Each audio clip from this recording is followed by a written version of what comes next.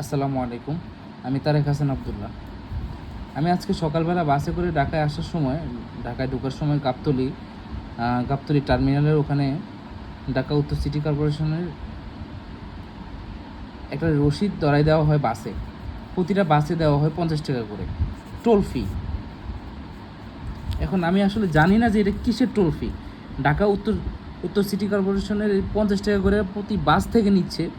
আমি আমার মানে কোনো কিছু জানা নাই যে এটা কেন নিচ্ছে, এটা কিসের জন্য, এটা একটু আমি জানতে চাই। যদি আপনারা কেউ জানেন তাইলে একটু জানায়েন কমেন্টের মাধ্যমে। আর এটা যদি পুলিশ প্রশাসন যদি জেনে থাকেন, আমি পুলিশ প্রশাসন দেখছি, ওখানে পুলিশ প্রশাসন আশেপাশে দাঁড়ানো দেখছেন, এগুলো এই কার্ডগুলো এই রসিদগুলো দিচ্ছে, দিয়ে যে টাকা নিচ্ছে 50 টাকা করে, এটা আমি দেখছি, পুলিশ প্রশাসন দেখতেছে, কিন্তু কেউই কিছু বলতেছে না। তা আমার কথা হলো যে এটা কেন নিচ্ছে, কী জন্য নিচ্ছে 50 টাকা করে? এটা কি চাঁদা না? ঢাকায় যদি আপনার পার ডে যদি আপনার 1000 গাড়ি ঢুকে 50 টাকা করে, আপনারা চিন্তা করছেন কত টাকা হয়?